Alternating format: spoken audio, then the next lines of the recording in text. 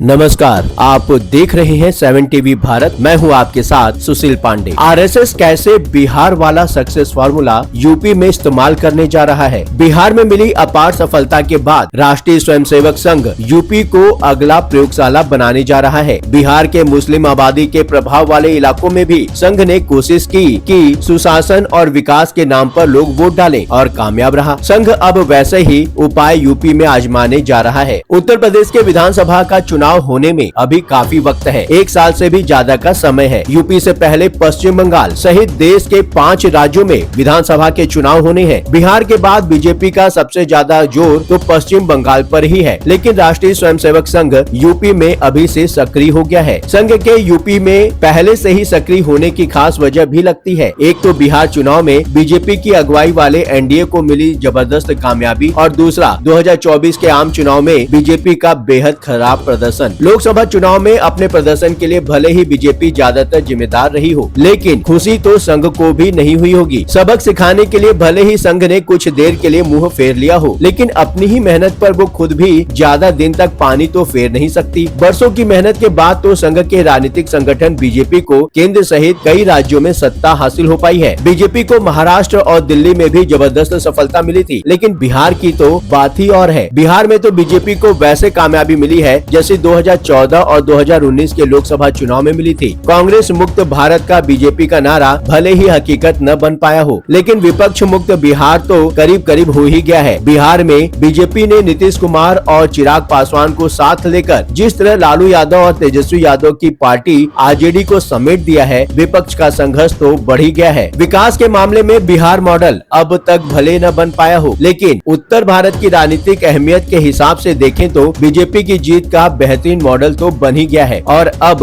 संघ बीजेपी के लिए बिहार जैसी ही जीत यूपी में पक्की करने की तैयारी में जुट गया है। 2027 में होने जा रहे विधानसभा चुनाव में राष्ट्रीय स्वयंसेवक संघ बीजेपी के हिंदुत्व के एजेंडे को और असरदार बनाने के मकसद से जमीन पर उतरने जा रहा है। संघ के प्रस्तावित विराट हिंदू सम्मेलन के पीछे भी यूपी विधानसभा चुनाव 2027 ही है। अयोध्या में राम मंदिर उद्घाटन समारोह के बावजूद 2024 के लोकसभा चुनाव में बीजेपी की विपक्षी समाजवादी पार्टी से भी कम सीटों पर सिमट जाना और अयोध्या की हार बीजेपी के साथ साथ संघ के लिए भी राजनीतिक रूप से काफी सुखदायी रहा है। और यही वजह है कि अब संघ ने बीजेपी के साथ राम मंदिर के मुद्दों को गांव-गांव पहुंचाने का प्लान बनाया है। बिहार चुनाव के नतीजे आने के हफ्ता भर बाद आरएसएस प्रमुख मोहन भागवत लखनऊ पहुंचे थे दिव्य गीता प्रेरणा उत्सव में हिस्सा लेने। मोहन भागवत ने यूपी के मुख्यमंत्री योगी आदित्यनाथ के साथ मंच भी साझा किया और हाल ही में बीजेपी के संगठन मंत्री BL संतोष भी 2 दिन के दौरे पर लखनऊ में थे। बीजेपी नेता BL संतोष की संघ के सहकार्यवाह अरुण कुमार और अन्य पदाधिकारियों के साथ लंबी मीटिंग भी हुई। मुख्यमंत्री आवास में भी समन्वय बैठक हुई, जिसमें मौजूदा चुनौतियों से लेकर आने वाले चुनाव की तैयारियों पर व्यापक विचार विमर्श हुआ। हाल फिलहाल की बैठकों और राजनीतिक गतिविधियों से निकलकर जो कुछ सामने आया है वो यही बता रहा है कि यूपी में भी संघ बिहार जैसा ही रिजल्ट चाहता है। उत्तर प्रदेश सरकार के प्रभारी मंत्रियों को संघ के साथ समन्वय और बढ़ाने को कहा गया है। प्रभारी मंत्रियों को साफ तौर पर बता दिया गया है कि वे हर महीने अपने प्रभार वाले जिलों में जाएं, तो संघ कार्यालय भी निश्चित तौर पर जाएं। सारे प्रभारी मंत्री स्थानीय स्तर पर संघ के पदाधिकारियों और कार्यकर्ताओं के साथ साथ अलग से भी समन्वय बैठक करें। संघ ने उत्तर प्रदेश के ग्राउंड लेवल पर स्थानीय मुद्दों की विस्तृत सूची तैयार की है, ताकि जहां कहीं भी कमजोर कड़ी नजर आए वक्त रहते दुरुस्त करने की कोशिश हो। आने वाले 2027 के यूपी विधानसभा चुनाव से पहले संघ अपने शताब्दी वर्ष के तहत बड़े पैमाने पर हिंदू सम्मेलनों की सीरीज आयोजित करने जा रहा है। लखनऊ में प्रस्तावित विराट हिंदू सम्मेलन भी चुनावी तैयारियों का ही हिस्सा माना जा रहा है, जिसके जरिए हिंदुत्व को लेकर एक मजबूत राजनीतिक संदेश देने की कोशिश है। लक्ष्य की प्राप्ति और अपेक्षित नतीजे हासिल करने के मकसद से सूत्रों के अनुसार यूपी की सरकार और संगठन दोनों में बड़े फेरबदल पर विचार भी चल रहा है। कुछ मंत्रियों की जिम्मेदारियों में बदलाव और नए चेहरे शामिल करने पर भी विचार हो रहा है। कुछ मंत्रियों की जिम्मेदारी भी बदली जा सकती है। जल्द ही उत्तर प्रदेश बीजेपी को नया अध्यक्ष भी मिल सकता है। बिहार चुनाव में राष्ट्रीय स्वयंसेवक संघ के करीब करीब सारे ही प्रयोग सफल रहे। अब ऐसे प्रयोगों को उत्तर प्रदेश में आजमाने की बारी है। ये प्रयोग पश्चिम बंगाल में भी आजमाए जाएंगे, लेकिन फर्क होगा, हर राज्य का राजनीतिक मिजाज अलग होता है। हाँ, यूपी और बिहार काफी हद तक मिलते जुलते हैं। आरएसएस के सूत्रों के हवाले से इंडियन एक्सप्रेस ने एक रिपोर्ट में बताया है कि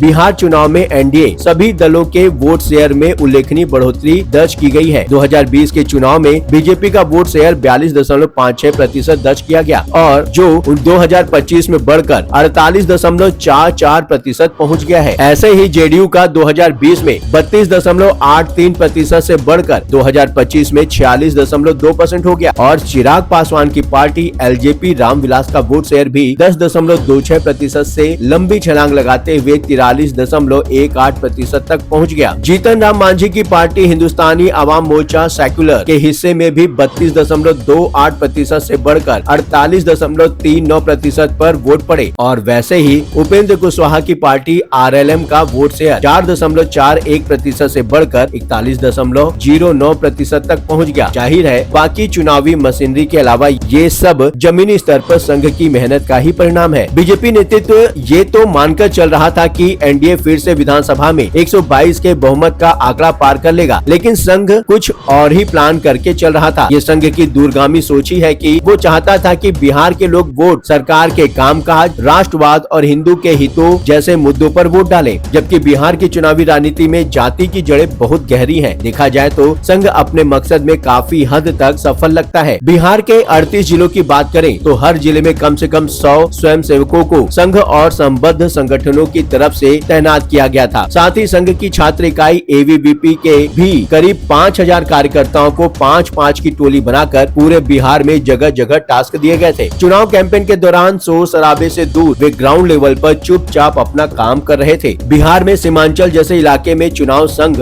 और बीजेपी दोनों के लिए बड़ा चैलेंज था, क्योंकि इलाके की करीब 2.5 दर्जन सीटों पर मुस्लिम वोटर का दबदबा माना जाता रहा है। ग्राउंड लेवल पर संघ के बीते कई साल की सक्रिय होने का फायदा ये मिला है कि वहाँ का हिंदुत्व, वहाँ का हिंदू वोट नहीं बढ़ सका और यही वजह है कि ऐसी 32 सीटों में से 21 पर एनडीए उम्मीदवारों ने जीत हासिल की। उत्तर प्रदेश की बात करें तो पश्चिम यूपी सहित मुस्लिम आबादी वाले कई इलाके ऐसे हैं जो बीजेपी के लिए चुनौती बने रहते हैं। बीजेपी को जैसे तैसे राजनीतिक विरोधियों को कमजोर करने के लिए जुगाड़ करने पड़ते हैं। ऐसे ही जुगाड़ों में बीएसपी नेता मायावती से मिले कथित मदद भी शामिल है। लेकिन जिस तरह बिहार में संघ ने चीजों को अंजाम तक पहुंचाया है, उत्तर प्रदेश में भी वैसी ही कोशिशें होंगी, ऐसा लगता है। सीमांचल क्षेत्र में संघ ने हिंदुओं को एकजुट करने की कोशिश के साथ ही सुशासन और विकास के एजेंडे को ऊपर रखा और उसी की बदौलत बिहार चुनाव में बीजेपी ने अपेक्षा से भी बेहतर नतीजे हासिल किए। हमारे हर वीडियो पर किया गया आपका कमेंट आपको 7 टीवी भारत के वर्चुअल डिबेट शो में आने का मौका देता है। अपनी बात रखना चाहते हैं, वीडियो को पूरा देखिए और बस कमेंट करें। शायद अगले 7 टीवी भारत के शो में आप हो। चैनल सब्सक्राइब करें, बेल बटन दबाएं और अभी जुड़े 7 टीवी भारत के साथ। अब बारी है आपकी। इस विषय पर अपनी राय हमसे जरूर साझा करें। कमेंट बॉक्स में आपके विचारों का स्वागत है। वीडियो पसंद आया हो तो वीडियो को लाइक करें। लगातार खबरों के लिए बने रहिए 7 टीवी भारत के साथ।